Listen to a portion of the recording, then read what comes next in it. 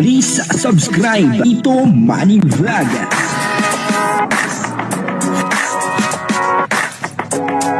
Payagan po si Tito Manny Vlog na mag-reactor para pambiling gamot sa kanya pong karamdaman.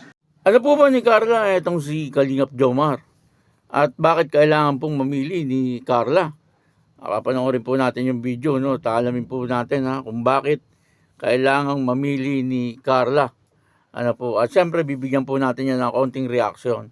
Pero bago po yan, ako muna po bumabati sa inyong lahat ng magandang umaga, magandang tanghali at magandang gabi sa inyong lahat mga kapatid. Saan man kayo ng panig ng mundo naroon ngayon ay mag-iingat kayo palagi at pagpalain kayo ng ating Panginoon. Maraming salamat din po sa patuloy na tumatangkilik sa aking YouTube channel at nanonood sa aking video reaction. Patuloy lang po natin suportahan sila Kuya Bal Santos Matubang, Kalingap Rob, Ate Edna Vlog, Jack Tapia at yung mga kasamahan ko pong reactor sa Kalingap. Ganun din po yung mga charity vlogger na Kalingap partner. Ito po yung video na kung saan ay pinamimili etong si Carla. At ang para bang lumalabas dito ay para bang walang kaugnayan etong si Carla kay Kalingap Jomar. Kaya nga po ang thumbnail natin ay ano po ba ni Carla etong si Kalingap Jomar. Ang kabuuan po ng bidyong ito ay makapanood po natin kay Kalingap Maymay. Suportahan po natin Kalingap Maymay. Ito po yung video. Alam ko naman po naintindihan ko naman po yung point ng mga sinasabi nyo na bakit 2 peraso lang kay Carla. Magtatampo naman po talaga kayo. Pero wala pa tayong magagawa kasi hindi naman po tayo ang nagbibigay. Sila po, no? Pero kung sinasabi nyo na kawawa naman si Carla, hindi naman po kawawa si Carla. Kasi si Carla po napakalaki ng isip niyan. Maunawain po yan. Hindi naman siya nag-iisip ng ganun na bakit marami kay Jomar, bakit. Wala naman pong comparison si Carla sa mga ganun. Wala siyang issue sa ganun. Ano? Yan. Si Ate Dolores po kasi, si Nanay Bing, po yan, may sakit na po yan. Talagang kay Jomar po talaga siya, no? Jones kasi, sa totoo lang, napapansin ko marami talaga nagkakagusto sa kanya, promise. Ang dami, minsan na napapansin namin yan kapag may mga events sila. May mga dumarating na bisita. Tingin talaga namin marami nagkakagusto. Dapat talaga yung mga language na sasabihin natin, yung mga salita, pag-iingat po talaga tayo. Kapag ka pa naman, ang kalingap pa naman, ang kalingap viewers, kapag ka may napansin na hindi ka aya-aya, talagang nadidisappoint sila, no?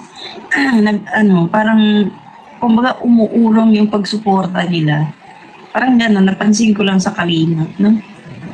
Parang may tampo nga pala si Jomar. Ayan, may tampo kay Carla. Kasi nung pumunta kami dun sa bahay nila, di ba, naghatid kami ng parang may tampo rin. Tapos sabi namin kay Carla, ano sa tingin mo? Tinanong namin siya kung ano sa tingin mo? Hindi siya sumasagot, lumingiti-ngiti lang po. Pero nakikita namin na parang nai-excite din siya sa mga pinakwento namin.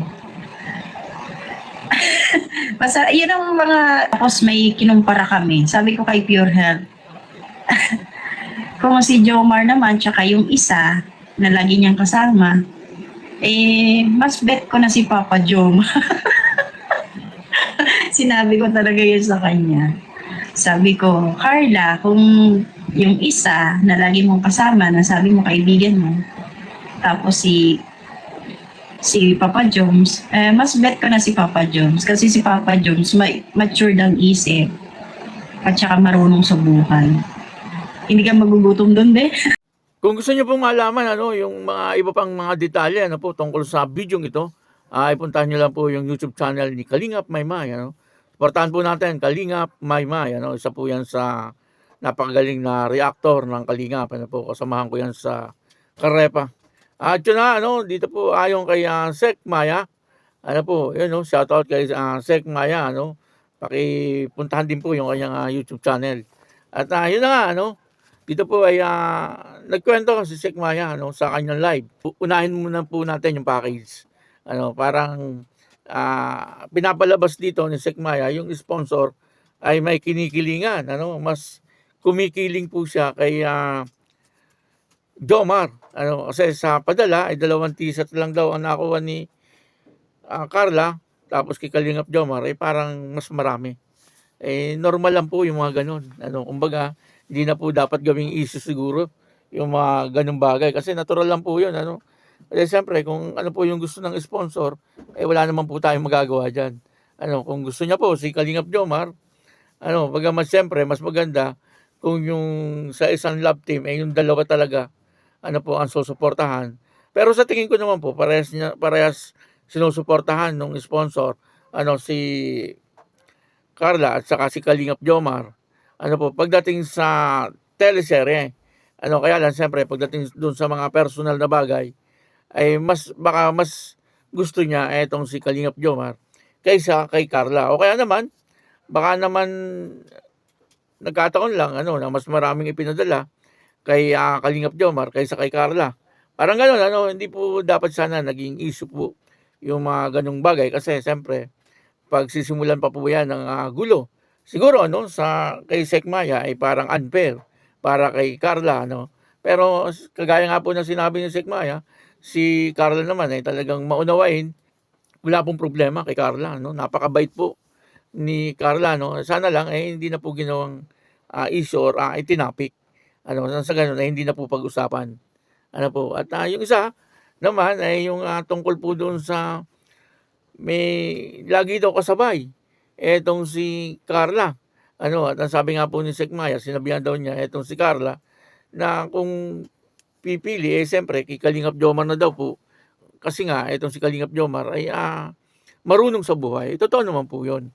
Pagdating po sa pamumuhay, talagang sa paghahanda para sa future, ay talagang marunong po etong si Kalingap Jomar.